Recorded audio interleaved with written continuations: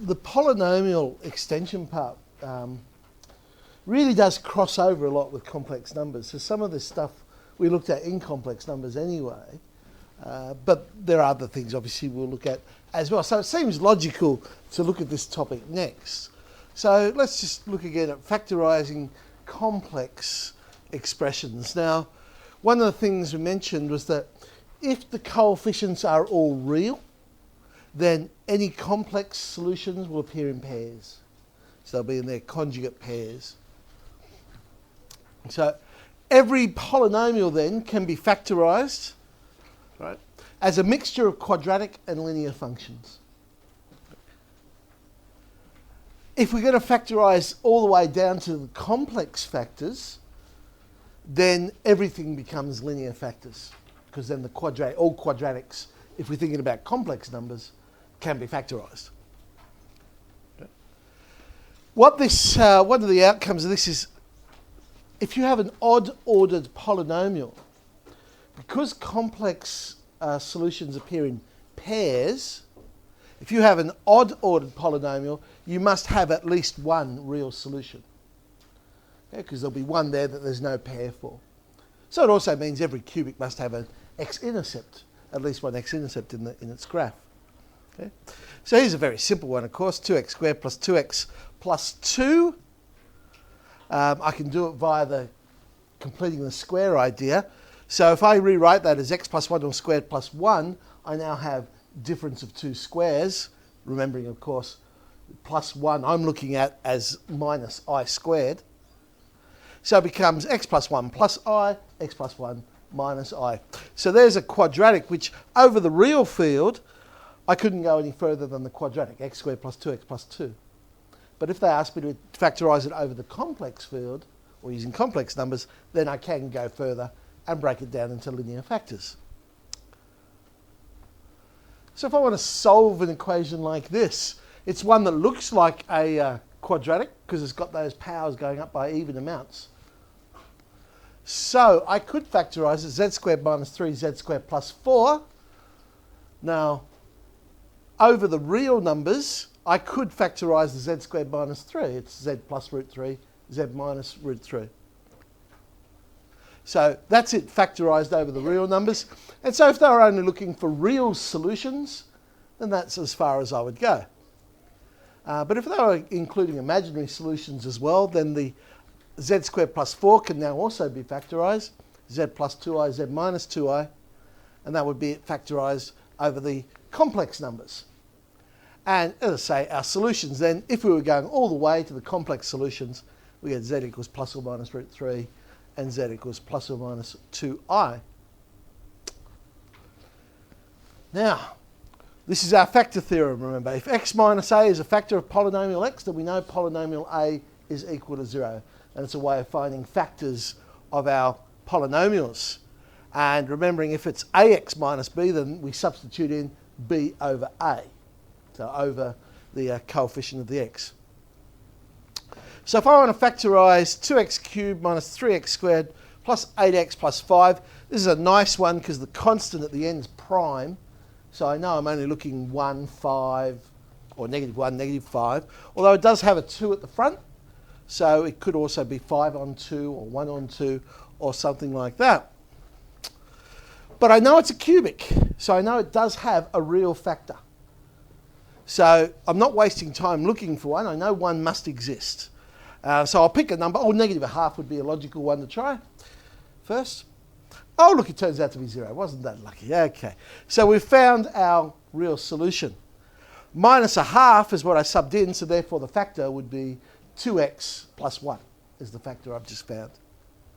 So I now know it's going to be 2x plus 1, and then however you choose to get the other factor, whether it be by doing a polynomial division or looking at it logically and saying, oh, well, the 2x must be multiplied by x squared to give me the 2x cubed, and I know constant times constant gives me the constant. So whichever way you choose to factorise it, I now have my quadratic. Will that one factorise is the question. Multiply together to give 5, add together to give negative 2. That's not going to work, is it? Not over the real numbers. So if they were just asking for factorising over the real numbers, I would stop there.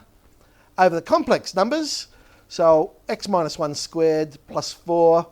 So x minus 1 minus 2i, x minus 1 plus 2i for our factors there. Okay, here's our polynomial. We know it has two rational zeros. Find these zeros and factorise over the complex field. It has two rational zeros, which also tells me it has two real zeros, because no imaginary solutions are rational, because they all involve the square root of -1. So they've actually told me I've got two real ones. Find them. Well, again, 3 is a prime number. That makes life easy, but I've got a coefficient of 4 out the front. So, logical first one to pick. Yeah, half. Yeah. Oh, look, it works. There you go. 0. So I now know 2x minus 1. There's one of our rational factors. So x equals a half is one of the rational zeros. Now, if you think about it, if 2x minus 1 is a factor, and I know when I expand out I get 4x to the power of 4, so I know there must be another one in there that's 2x something. Now, is it going to be another one with minus 1? Could be a 3. Let's try. Let's see. Okay, we can work out our constants and our leading term by using that idea, what multiplies together. At this stage, let's work with the x's. At this stage, I have 6x. I want 1x. So to get from 6x to 1x, we have to... No, it's not a trick question. Subtract 5, thank you. We have to subtract 5, so it'll be -1 times positive 5x. Let's now try the x squareds, I suppose. At this stage, I have 10x squared. I want 5x squared. So therefore, I'll say 5, it works out to be. So we have a 5x squared there. All right, does this cubic factorise? Well, yes, I know it does, because they've told me it's got two rational zeros. Let's see, which one shall I try? Yeah, of course, minus 3 on 2. Made sense. But as I say, it made sense it would be over 2, because I knew the factor was going to be 2x something to get the 4x when I expand out. So it sort of seemed logical it would be. But anyway, it turned out to be minus 3 on 2. So I now know 2x plus 3 is a factor. So the two rational zeros, that's what they were looking for, half and minus 3 on 2. Now let's keep factorising. All right, now, I don't have to worry about the 2x plus 1. Forget about the 4x, 4 and so on, because we already know what the cubic is. It's easier to work with the cubic and say, well, 2x times x squared gives me the 2x cubed that was in the cubic. 3 times 1 gives me the 3 that was in the cubic. How many x's? I've got 2x at this stage. Now, of course, it's not on my screen. How many x did we want in that cubic factor that we had? The cubic factor that we just worked out before. Where is it? Ah, there it is. 2x cubed plus 5x squared plus 5x plus 3. So I'm saying at this stage, in that cubic factor, we have 2x. We want 5x. So it'll be, well, let's work it out. There we go. We have a missing x in there to balance it out. And of course, that one then factorises, not very neatly, of course. But notice I have to leave these as fractions, because if I don't, then it wouldn't be 4x to the power of 4. If it was an equation, not a problem, because I could multiply both sides. But it's not an equation what I'm dealing with here. So a little bit messy, that one. But there's our factorisation. So, okay, 5a is just playing with some factorisation of complex numbers. And if so,